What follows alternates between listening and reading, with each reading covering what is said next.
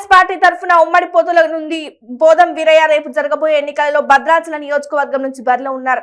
భద్రాచలం నియోజకవర్గం పలు జిల్లాల్లో గెలుపొందిన మిగతా వారి తరువాత అధికార టీఆర్ఎస్ పార్టీ గూటికి చేరిన ఈయన మాత్రం ఇదే పార్టీలో కొనసాగుతూ ప్రజలకు అందుబాటులో ఉంటూ ప్రజలకు అండగా వారికి తోడుగా ఉన్నారని ఇక్కడ ప్రజలు చెప్తున్నారు. ఇప్పుడు రేపు జరగబోయే ఎన్నికలకు మళ్ళీ కాంగ్రెస్ అభ్యర్థిగా ఉమ్మడి పొత్తులలో బరిలో ఉన్నారు. ఇతనికి ఇక్కడ నియోజకవర్గ ప్రజలు నీరాజనాలు పడుతున్నారు. గడప గడపకు పోదామంటూ అన్ని ప్రాంతాలకు వెళ్తున్న బోధం వీరయ్యకు ఘన స్వాగతం పలుకుతున్నారు స్థానిక ప్రజలు. శాస్త్రం చెప్పినటువంటి చేయాలని ఇక్కడ ఉన్నటువంటి పేద ప్రజానీకానికి డబుల్ బెడ్రూమ్ ఇల్లు కానీ, నిరుద్యోగ వృత్తి కానీ, ఇక్కడ ఉన్నటువంటి పోటుకుల పట్టాలు కానీ, ఇంకేమైతే ఉన్నాయో కొన్ని పథకాలని ఖచ్చితంగా అమలు చేసి తీరాలని నేను కోరుతున్నా. మన మండల పార్టీ అధ్యక్షుడు సయ్యద్ హుసేన్ గారికి, సునీల్ గారికి శివుని ధన్యవాదాలు. ముఖ్యంగా ఈరోజు మీరందరూ మన ఆర్డర్ నుండి హెడ్ క్వార్టర్ వరకు ఎంతో చక్కగా మీ అందరి యొక్క సహాయ సహకారాలతో ఈరోజు ఇంత భారీ ఎత్తున చేసినటువంటి ఈ కార్యక్రమాన్ని మీరందరూ విజయవంతం చేసినందుకు మీకు అందరికీ కూడా ప్రత్యేక ధన్యవాదాలు తెలియజేస్తున్నా. ముఖ్యంగా నేను చెప్పేది అంటే మన ఊర్లో ఉన్నటువంటి అన్ని గ్రామాలలో ఉన్నటువంటి మన సోదరులందరూ కూడా కాంగ్రెస్ పార్టీకి మీ అందరి అమూల్య ఓట్లన్నీ కూడా కాంగ్రెస్ పార్టీకి వేయాలి. ఎందుకు వేయాలి అనే దాని మీద మీకు అందరికీ కూడా సంపూర్ణంగా తెలుసు. ఈ ప్రాంతానికి కానీ, కానీ భద్రాచలానికి కానీ ఏమి చేయలేదు అనేది మన పెద్దలు బాలస్వామి లక్ష్మీనారాయణ గారే ప్రత్యక్షంగా చెప్పడం జరిగింది. మన భద్రాచలం అనేది మ్యాప్లో లేదని కూడా వారు చెప్పడం జరిగింది. అంటే ఇంత దరిద్రమైనటువంటి, ఇంత నికృష్టమైనటువంటి, ఇంత నీచమైనటువంటి ఈ ముఖ్యమంత్రికి మనం అందరం ఓట్లెత్తే మళ్ళీ అధికారంలోకి వస్తే ఈ రాష్ట్రాన్ని అమ్ముకుంటాడనే విషయాన్ని మరోమారు మీ అందరికీ నేను తెలియజేస్తున్నా. అంతేకాదు ఇక్కడ ఉన్నటువంటి ఇరిగేషన్ ప్రాజెక్టులు కానీ, ఇక్కడ ఉన్నటువంటి స్కూల్స్ కానీ, ఇక్కడ ఉన్నటువంటి జూనియర్ కాలేజీ కానీ తదితర అన్నీ కూడా గవర్నమెంట్ వచ్చిన తర్వాత చేసి మీకు చూపిస్తామని చెప్పి కూడా ఈ వేదిక ద్వారా మీ అందరికీ నేను సవినయంగా మనవి చేస్తున్నా. మరి ఇప్పటి వరకు కాలం అతీతమైంది. మీరందరూ కూడా ఆగి మరి ఈ నెల 30న జరిగే ఎలక్షన్లలో మీరందరూ ఉదయం 7 గంటల నుండి సాయంత్రం 4 గంటల వరకే మనదంతా కూడా ప్రత్యేకమైనటువంటి ప్రాంతం. కాబట్టి మీరందరూ కూడా మీ అమూల్యమైన ఓట్లన్నీ కాంగ్రెస్ పార్టీకి వేసి ఇక్కడ పోయినసారి 4,500 మెజారిటీ వచ్చింది. ఇప్పుడు అన్నగారు బాలస్వామి లక్ష్మీనారాయణ గారు కూడా వచ్చారు. కాబట్టి ఇక్కడ నుండి అత్యధిక మెజారిటీ రావాలి. దాదాపుగా ఇక్కడనే ఒక మండలంలోనే 8,000, 9,000 మెజారిటీ ఇవ్వాలని మిమ్మల్ని అందరినీ కూడా మన బాలస్వామి గారి వర్గాన్ని, తర్వాత మన పార్టీలో సీనియర్ నాయకత్వాన్ని అందరినీ కూడా చెప్పేది ఒకటే, కాంగ్రెస్ పార్టీకి మంచి మెజారిటీ ఇవ్వాల్సిందిగా కోరుకుంటూ ఈ అవకాశం ఇచ్చిన మీ అందరికీ కూడా ప్రత్యేక ధన్యవాదాలు తెలియజేసుకుంటూ మరి రాజమేధుడు ఎవరు? రాజమేధుడిది నిస్వార్థపడు కాదు, బకాసురుడు.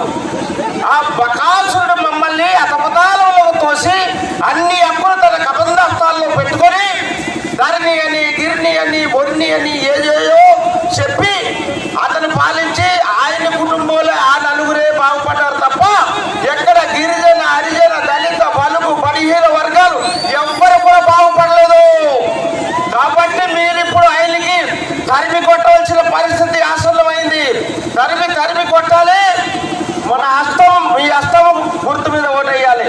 మీ చెయ్యి కలిపి మన ఈరన్న గారి చెయ్యి గుర్తుకి మరి ఓటేసి అఖండ విజయం సాధించి రాష్ట్రం మొత్తం మీద కాంగ్రెస్ పార్టీ వస్తుంది. నేను అన్ని తిరిగాను. ఇప్పుడు మొదటి నాయకత్వం, ఈ గ్రామ పెద్దల నాయకత్వం, మండల పెద్దల నాయకత్వం, ఉడుపు వీరయ్య గారి నాయకత్వం వరిదిల్లాలి. ఇదే ఉత్సవంతో మీరు చెయ్యి గుర్తుకు ఓటేసి డబ్బులు కలుగుపోయే ప్రజలు కాదు. 50 కోట్లు ఇస్తా, 100 కోట్లు ఇస్తానంటే కూడా పోకుండా నీతి నిజాయితీగా 11 రోజులలో గెలిపించిన ప్రజలు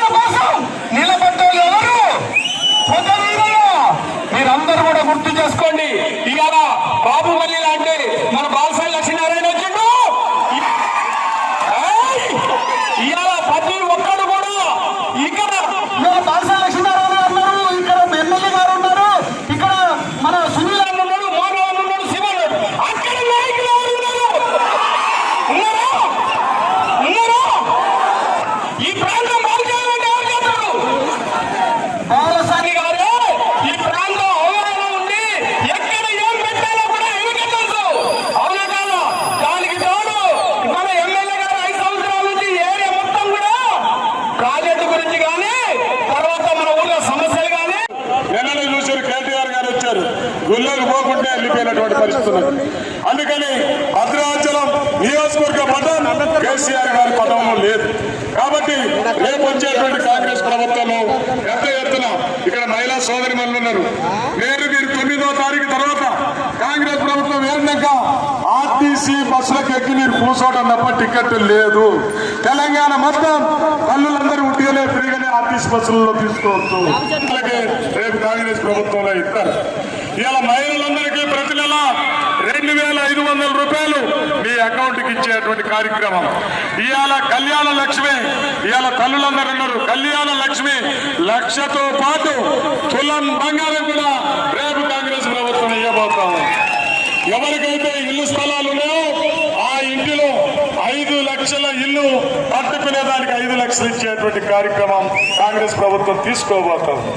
ఇవాళ రైతు బంధు 15,000 ఒక ఎకరానికి చొప్పున ఇచ్చేటువంటి కార్యక్రమం.